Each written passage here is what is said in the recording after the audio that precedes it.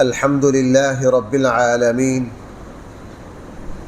والصلاة والسلام على سيد الأنبياء والمرسلين وعلى آله وأصحابه أجمعين. أما بعد فأعوذ بالله من الشيطان الرجيم. بسم الله الرحمن الرحيم. يا أيها الناس اتقوا ربكم إن زلزلة الساعة شيء عظيم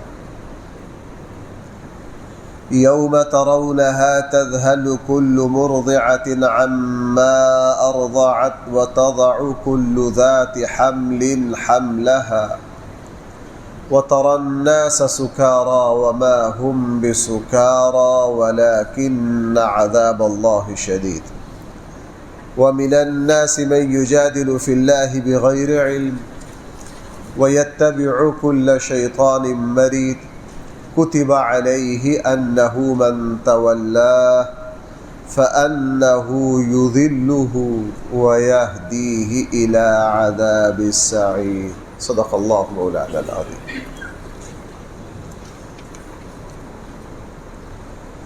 اس سورت کا نام سورۃ الحج ہے. اس میں چونکہ آگے جا کے حج کے احکام، حج کے مسائل، حج کا تذکرہ آئے گا، اس لیے اس سورت کا نام سورۃ الحج رکھ دیا گیا ہے. قرآن کریم کی اکثر صورتوں کے جو نام ہیں وہ اسی صورت کے اندر کوئی لفظ ہوتا ہے، کوئی مضمون ہوتا ہے، اسی کو لے کر اس صورت کا نام رکھ دیا جاتا ہے. اس صورت کے شروع میں فرمایا یا ایھا الناس اتقوا ربکم، اے لوگو تم ڈرو اپنے رب سے. روایات میں یہ آتا ہے کہ یہ صورت جو نازل ہوئی ہے رسول اللہ صلی اللہ علیہ وسلم ایک سفر سے واپس آ رہے تھے. سفر سے واپسی پر یہ صورت اتری. نبی کریم صلی اللہ علیہ وسلم نے صحابہ کرام کو جمع کر کے مجمع عام میں اس صورت کا ابتدائی حصہ جو نازل ہوا تھا اس کو پڑھ کر سنایا. قرآن کریم نے اس کا آغاز کیا یا ایھا الناس، اے لوگو، اتقوا ربکم، تم اپنے رب سے ڈرو. مطلب یہ ہے کہ تم اپنے رب کو جب رب مان چکے ہو تو پھر اس کے تقاضوں کو بھی پورا کرو. بھائی جب تم اپنے رب کو اپنا رب مان چکے ہو پھر اس کے تقاضوں کو بھی پورا کرو.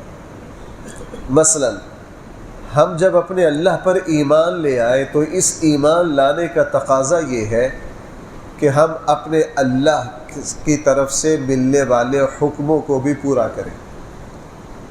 ہمارے رب نے ہمیں جن جن چیزوں سے روکا ہے اس سے بھی رک جائیں.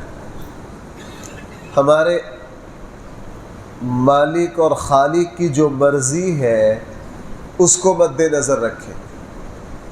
جو چیزیں ہمارے رب کو ناراض کرتی ہیں اس سے اپنے آپ کو بھائی کیا کریں، بچائیں. اگر ہم نے اللہ تعالی پر ایمان لانے کے بعد اللہ تعالیٰ کے احکامات کو پورا کرنے کی کوشش کی تو حقیقت میں ہم واقعتاً اپنے اللہ سے ڈرنے والے، اپنے اللہ سے کیا کرنے والے ہیں. لیکن اگر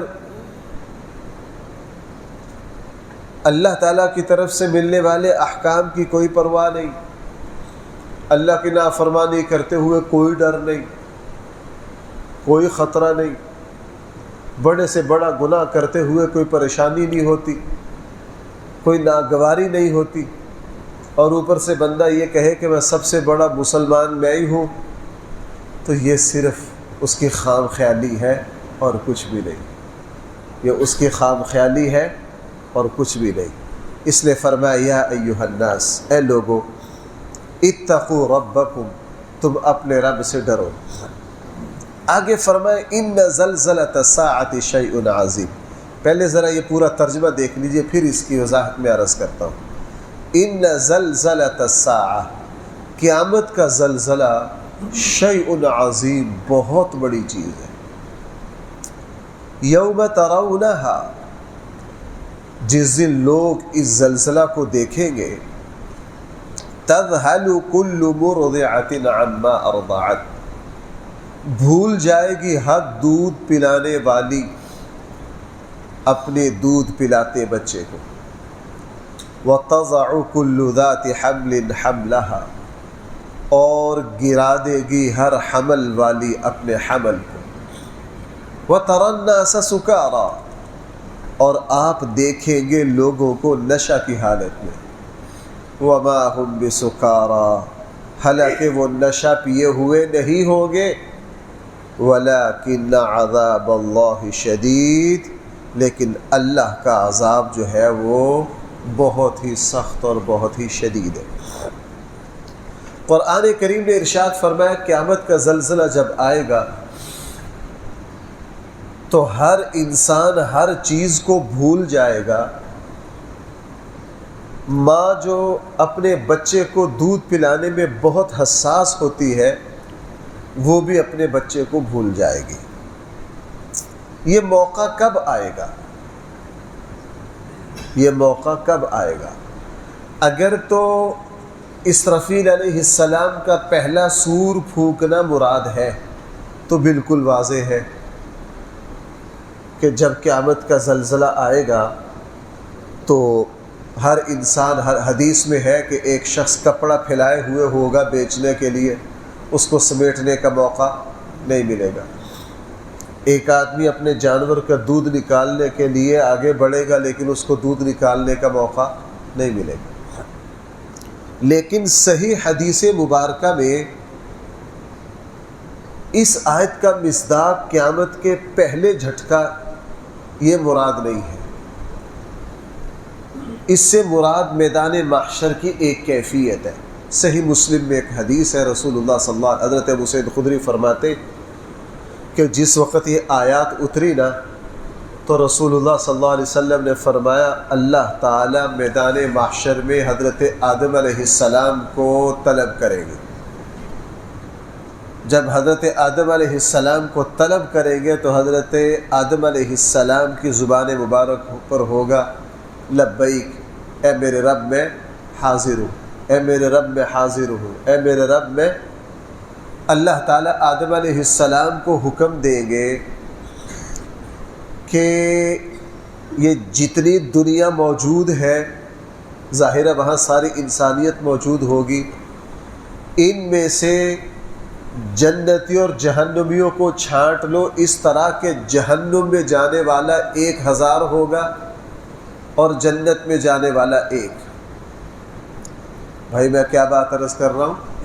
جہنم میں جانے والے کتنے اور جنت میں جانے والا 1.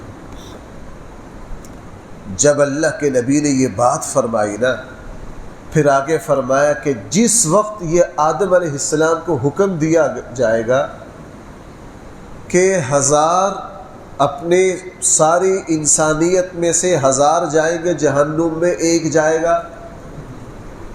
جس وقت اللہ کی طرف سے یہ حکم ہوگا اس وقت کی یہ کیفیت ہے کہ دودھ پلانے والی اپنے دودھ پلاتے بچے کو بھول جائے گی اور لوگوں پر ایسا خوف طاری ہوگا، دیکھنے والا یوں سمجھے گا کہ شاید یہ نشے میں ہے، حالانکہ وہ نشے میں.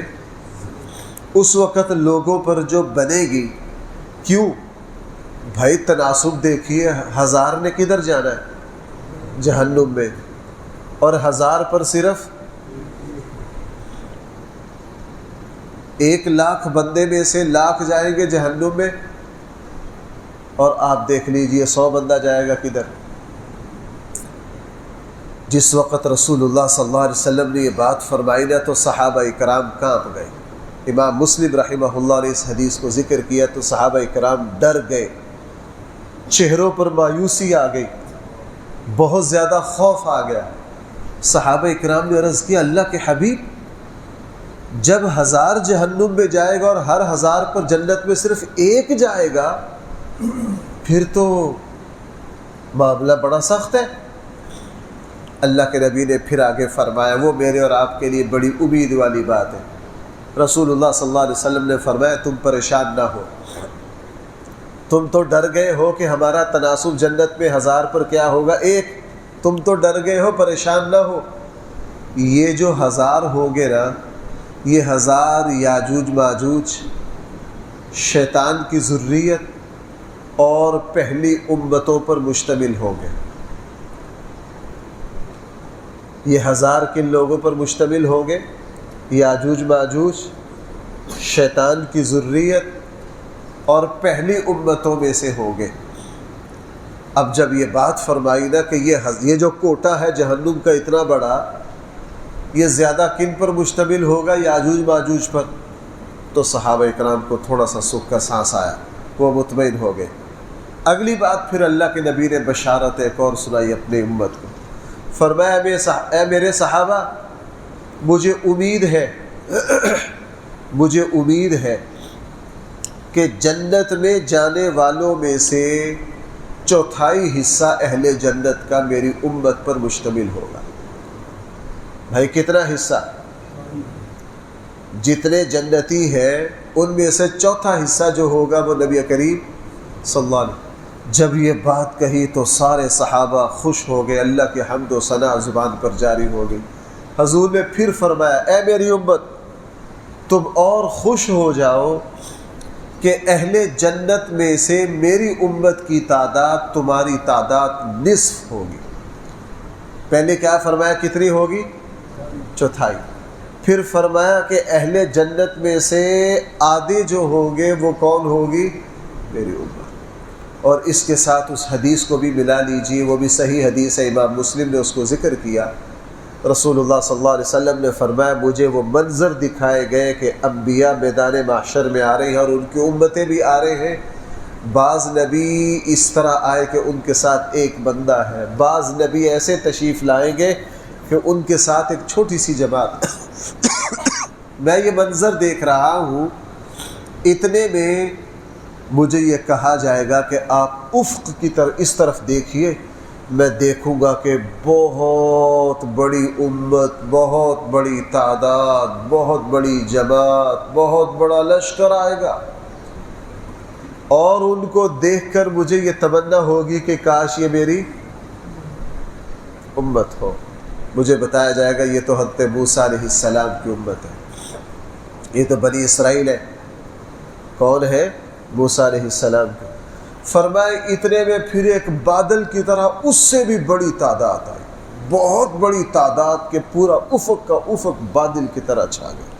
مجھے بتایا گیا یہ ہے آپ کی امت، یہ ہے آپ کی امت۔ تو حاصل یہ ہوا کہ صحیح حدیث میں جس ہولناک لمحہ کو اس آیت میں بیان کیا ہے، یہ وہ لمحہ ہوگا جب اللہ تعالیٰ آدم علیہ السلام کو حکم دیں گے کہ آپ لوگوں میں سے جنتی اور جہنمیوں کو منتخب کیجئے، اور ان کی تناسب اور تعداد یہ ہوگی کہ 1000 جہنم میں جانے کے لیے اور ایک جنت میں جانے کے لیے۔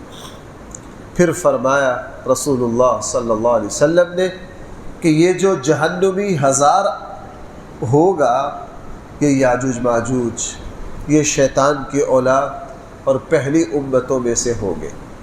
کیا ہوں گے؟ پہلی امتوں میں سے ہوں گے۔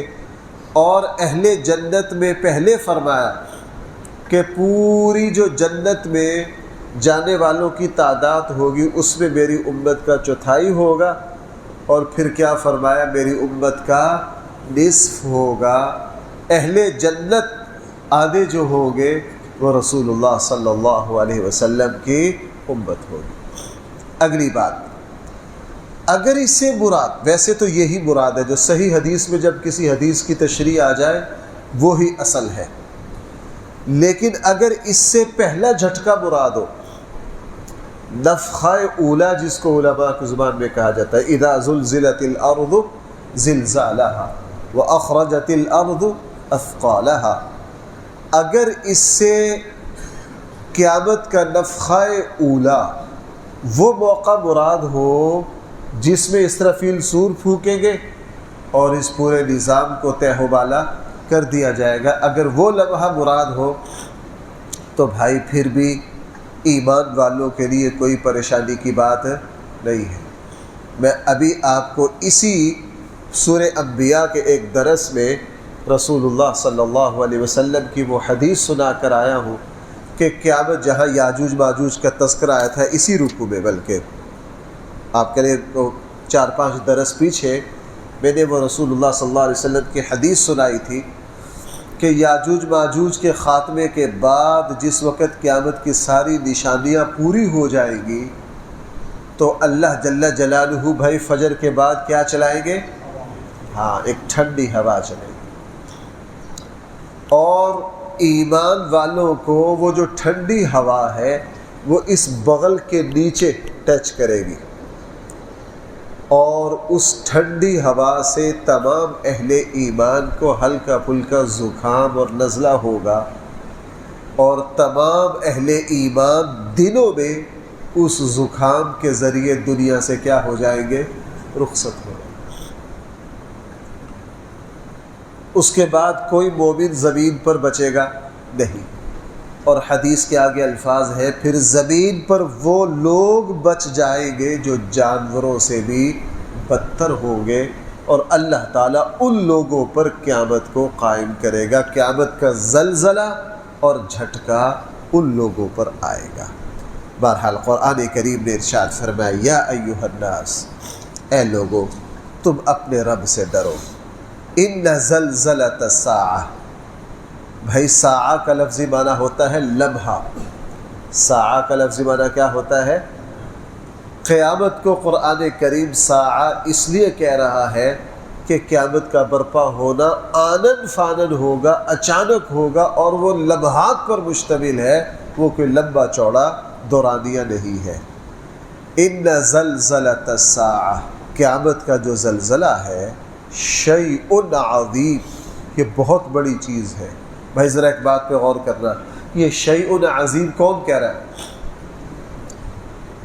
یعنی جو چیز اللہ کے یہاں شیء عظیم ہے وہ کتنی ہیبت ناک ہوگی۔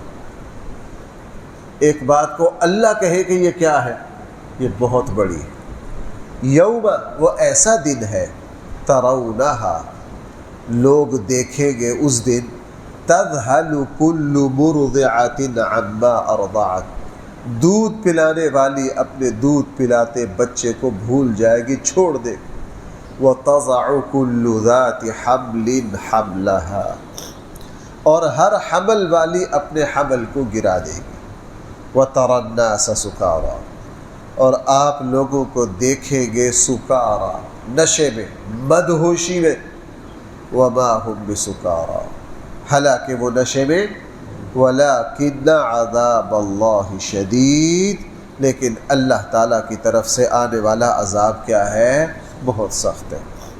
وَمِنَ النَّاسِ مَن يُجَادِلُ، کچھ لوگ وہ ہیں مَن يُجَادِلُ فِي اللَّهِ، جو اللہ تعالیٰ کے بارے میں جھگڑا کرتے ہیں بغیر علم کے۔ بھائی اللہ کے بارے میں جھگڑا کیا ہے؟ اللہ کے بارے میں جھگڑا کیا ہے؟ کچھ لوگ وہ ہیں جو اللہ کے وجود پر جھگڑا کرتے، اللہ کے وجود کو نہیں مانتے۔ کچھ لوگ وہ ہیں جو اللہ کے فیصلوں کو نہیں مانتے۔ کچھ لوگ وہ ہیں جو تقدیر کو نہیں مانتے۔ کچھ لوگ وہ ہیں جو اللہ کی صفات کو نہیں مانتے۔ بھائی کچھ لوگ وہ ہیں جو اللہ کی صفات کو نہیں مانتے۔ یہ سارا اللہ تعالیٰ کی ذات میں جھگڑا ہے۔ فرمایا جو لوگ اللہ کی ذات کے بارے میں جھگڑا کرتے ہیں، وَيَتَّبِعُ كُلَّ شَيْطَانٍ مَرِيدٍ، وہ شیطان مردود کی اتباع کرتے ہیں۔ اور ہم نے یہ فیصلہ لکھ دیا ہے، بھائی کس نے؟ ہائی کورٹ نے، سپریم کورٹ نے، کس نے؟ اور اللہ کے فیصلے کو وَلَن تَجِدَ لِسُنَّتِ اللَّهِ تَبْدِيلًا، آپ ہمارے فیصلوں کو تبدیل نہیں پائے۔ وہ ہم نے فیصلہ کیا لکھا ہے کہ جو شیطان کے پیچھے چلے گا وہ ضرور ایک نہ ایک دن گڑھے میں گرے گا، وہ اپنے آپ کو تباہ و برباد کرے گا۔ اس لیے فرمایا وَيَتَّبِعُ، یہ لوگ اتباع کرتے ہیں شیطان مردود کی، کتب علیہ، ایسے شخص کے بارے میں لکھ دیا گیا ہے، انہ من تولا، جس نے اس بدبخت سے لو لگایا، دوستی رکھی، فَأَنَّهُ يُذِلُّهُ، یہ شیطان اس کو گمراہ کر دے گا، وَيَهْدِيهِ إِلَىٰ عَذَابِ السَّعِيرِ، اور یہ سخت ترین جہنم کے عذاب کی طرف اس کو گھسیٹ لے جائے گا۔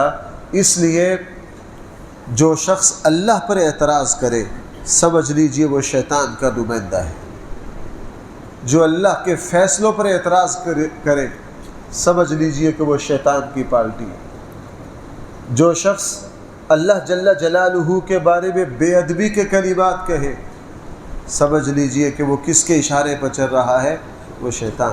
اسی لیے مومن کی شان تو یہ ہے کہ وہ انتہائی دکھ کی کیفیت میں بھی یہی کہتا ہے انا للہ و انا الیہ راجعون، سب کچھ اللہ کی مرضی سے ہو رہا ہے، میں اس مشکل میں بھی کس کی طرف رجوع کرتا ہوں؟